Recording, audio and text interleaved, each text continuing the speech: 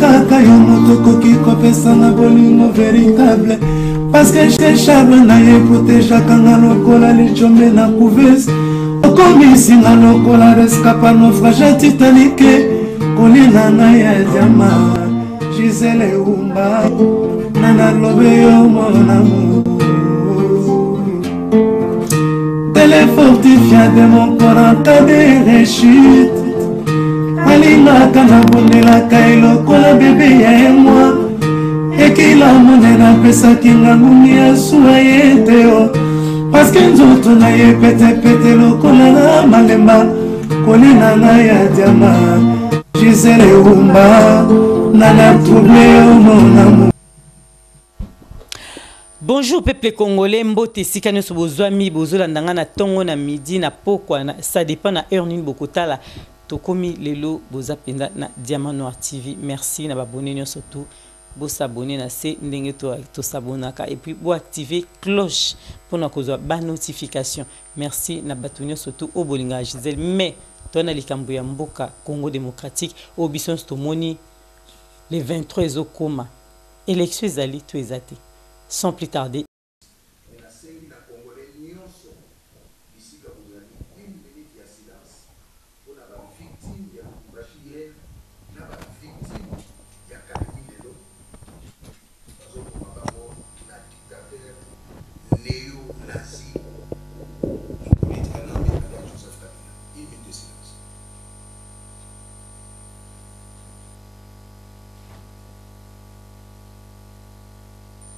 Merci beaucoup, Banamboka. Nous le bénissons à la télévision. L'un des grands leaders, il y a le mouvement citoyen. Bomoni Binomoko ba massacre et salami na Lubumbashi. Candidat à Lamuka, candidat du peuple, il y a changement Martin Fayulu. Ba Betty Massassi, ba lacrymogène, ba Tubakofi. Na Congo, ce bilan provisoire, 6 personnes, il n'y a pas que ça 50. Bon, mon bilan, le lenge kani, dimanche, na Kindu, Baboyi, à la campagne. Na Boyebi Saba na Congo, Nazamo Lobeli Amboka, Sentinelle Yaba na Congo, FCC, patron na Bango Kabila, na Batuchi Pawa, Rwandais. Baso banga bobele candidat moko ya Lamuka otobengi Martin Fayulu. Nako bazali nako banga yango yo Kabila ne s'attendait pas que candidat ya Lamuka akoki na est bato bakoki koyoka ye bato bakoki kotosa ye. Kabila ne s'attendait pas à cela. Yango alingi sikoyo apesi ordre Baba n'a empêché. Fayulu doit tenir meeting dans ce fief de l'opposition. Ses partisans sont venus très nombreux et beaucoup d'entre eux prennent des images. Le cortège doit amener le candidat au sud de la ville. Mais très vite, la police intervient. Elle lance lacrymogène et ajoute les canons à eau. Mesdames et messieurs, nous sommes à Lubumbashi. C'est inacceptable. Vous voyez vous-même. Ça, c'est le véhicule de la police. Le candidat lui-même doit se protéger dans sa voiture. Sa directrice de campagne prend la parole dans le véhicule. On nous a tiré dessus par la garde républicaine. Il y a l'eau chaude, mais je ne comprends pas. J'en interpelle au Conseil de sécurité. Joint par téléphone en début de soirée, Martin Fayulu raconte. Ils ont visé ma cible pour, comment dire, mélanger des gaz. Et à chaque fois, le chauffeur esquivait. Ils ont commencé à tirer en comportant d'abord des sommations, des tirs en l'air. Et finalement, brutalement, je suis descendu donc, dans la Jeep et je suis tombé. La puissance publique, l'armée nationale, la police nationale nous empêche de tenir le meeting. Donc, et ça, la communauté internationale doit se saisir de cette situation. Le meeting n'aura finalement pas lieu, le cortège doit être détourné. Candidat à peuple pour empêcher l'élection. Il y a beaucoup de gens qui ont calculé, qui ont pensé, qui ont calculé. Organiser l'élection ou pas, il y a beaucoup de Kabila. Mais sur le terrain, à mon va donner et changer. Bana Congo, nazo sala appel na peuple congolais dans la vie, na RDC, na la province nyonso. Balonga Kobanga. Dans le poteau, j'appelle à la population congolaise de vaincre la peur. A komi na mabongisi mosusu, peuple longa Kobanga. A komi na mabongisi mosusu, alingi ata la trouble d'élection ezalate pour anganzama. Tozo kende na bino na d'élection sans machine à voter. Et ce jour-là, ceux qui bana ya Congo, dans la province nyonso, au côté machine à voter, candidat na yeza numéro 4. Ba pesi au bulletin, au que numéro 4, au tché yango, et si kakani batiaka, na urne, au tché yango, na moi qu'est-ce wana, au commis que au vote qui candidat numéro 4, na 18 heures, Congo Mobimba, président élu c'est Martin Fayou. Yambala Oyo bakoyiba biso maponamite. Bayiba ki maponami ba bengi na anglais hold up électoral. Na 2006 ya mwana mboka Jean-Pierre Bemba Gombo. Na 2011 papa na biso Etienne Tshisekedi. Bato oyo bayebi kokanisa.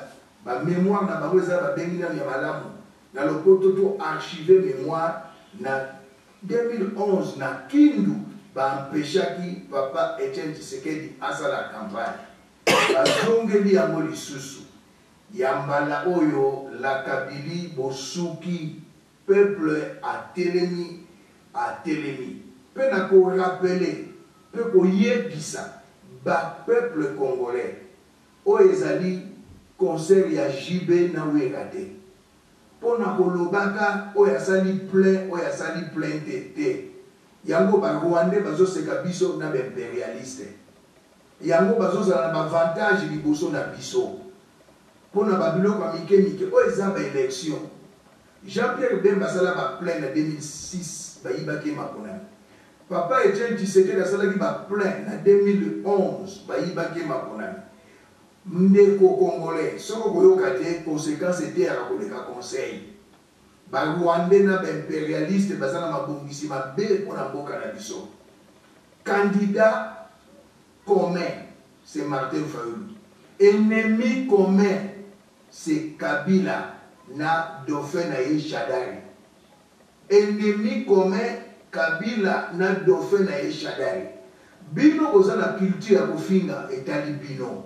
Boko simba mutu boyoki déclaration ya Joseph Kabila alobi akoki kozonga na 2023 mais constitution mboka na biso lobi nini soki mutu alongwe président atikali sénateur ya avis mais tant alobi akozonga président na 2023 bakongolais bosali ba video te bokomi na Facebook te kaka kolobaka pona candidat songolo candidat pakala bino na bino bakubana Congo botiki Dauphin ya Kabila motozo lobela Dauphin ya Kabila zate bobeli ngai molobeli ya mboka prophète King Élysée bolamuka bokomona ba image alobi na ba élection kokosala boye wana Shadari Kabila azali na mabongisi mabe pona ye ezali mwana mboka Martin Fayulu te oyo nanga kolekisa pona ye eza mwana mboka Félix Tshisekedi te bakotricher na nko après quelques temps avant 2023 ba changer constitution nazozongela likambo oyo po bokopesaka raison ba changer constitution tokomi ko voter na deuxième na second degré dans les deux parlements peuple lisusu te campagne bozomone kozala lisusu te ba changer constitution Shadari a démarré campagne bakosala boye campagne après candidat Kabila azongi avant 2023 mais kosala mate tokotelemela bango jusque na dernière énergie. Tokotelemela bango na tina suka l'énergie na biso pe tokolonga Congo congolais, Rwanda rwandais. Nazozongela, nous avons un seul candidat commun. Otobengi Martin Fayulu. Ennemi commun, Kabila na Dofenaye. Bobo sana ya moté. Botika ma polémique ezanati na lokola bobo sana. Ouais, ça élection, ils ont dit conseil à Jibena Wera na martyr, conseil à Jibena Wera na triomphalité, conseil à Jibena Wera na fikinité. Ce que a été continué, c'est ta nature. Au bout de la nature, est à Lyon. Mais par Congolais, ils sont intellectuels. Ils sont intelligents, ils sont corrompus. Ils ont la sagesse, ils ont la beauté, ils ont la nzambe. To la muka. To la muka. Tant que tu as to la muka, c'est que tu as la laki. Mouto a zoko ta la balbarane la mukate. Balbarane mouto na la laki. Peuple congolais, c'est maintenant ou jamais. Rendez-vous est le 23 décembre. Tangu ifweni. Sa inenea. Tangu ekoki. Di badia kukumbana. Totelema. Kabila a l'acquis mauvaise volonté à organiser une élection. Attaquer candidat la biso, il y a comme un candidat du peuple, Martin Fayulu. Candidat, le lot de sous babomi batuna kalemi. Mais peuple a longi kobanga. Na reste à Katanga a kolonga kobanga. Toujours kende na yo Kabila na FCC le 23. Bobi misa ba machine à voter partout. Bobi misa otobengi ba groupe électrogène na ba panneau solaire. Au kanisa ki ke toko boycotter élection. Pour avoir raison, on gagne tant qu'il y a un dialogue toboyi. Bimisa na biso machine à voter na ba 4 coins à Congo, na ba panneau solaire, na ba groupe électrogène. Congolais Téléma. Congolais Longola Kobanga. Congolais joie courage. Debout Congolais, sauvons le Congo.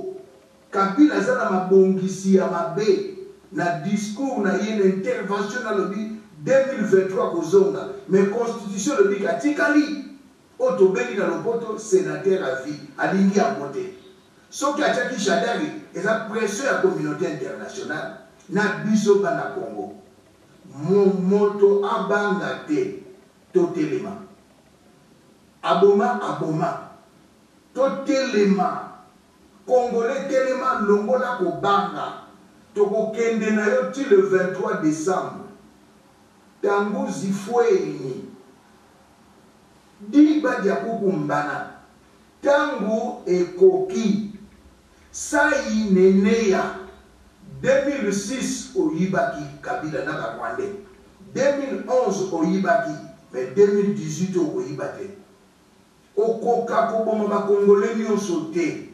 Pe na lingine bana Congo lelo pona kosukisa yambo Gisèle Yumba diamant noir a balancé biso ba image Kabila zana ba plan misatu alingasa na trouble azoluka trouble ntamba ko annoncer soit ba annoncer Shadari bato ya kashi ba ko akotinda Vital Kamerhe telemisa ba taide presse ba bimana balabala biso bato la muka to bimana balabala après Kabila le dit OK ça va bon ngai naza président sortant likambo ekende na cour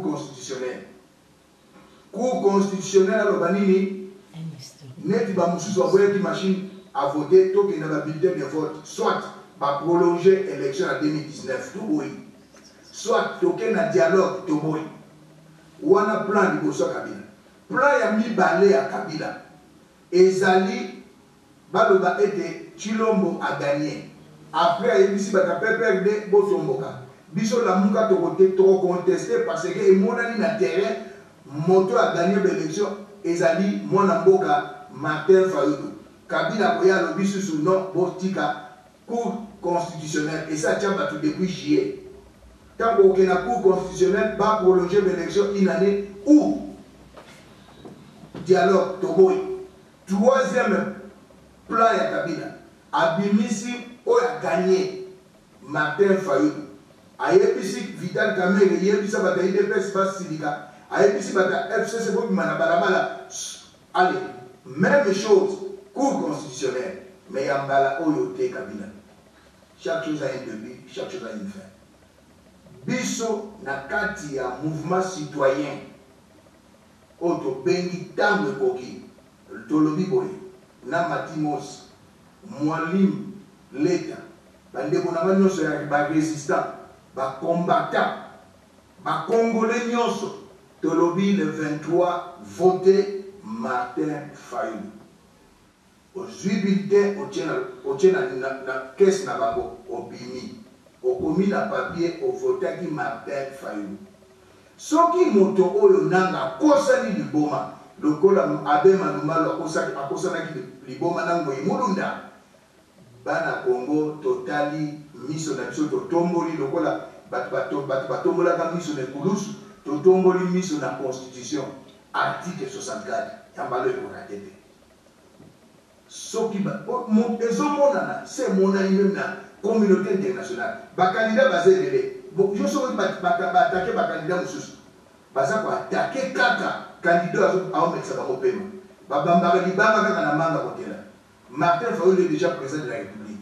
Le 23 bana Congo tout se préparer lokola bangala tout se préparer lokola mibali fête ebandi na 18h Martin Fayulu président jour à proclamation soka lobi kaka mutu mosusu Martin Fayulu te bobima na balabala Congo mobima lokola mibali article 64 c'est maintenant ou jamais wabino molobeli ya mboka le prophète King Élysée grand leader il y a mouvement citoyen tobimisi ya mosikoda Matimos tango koki.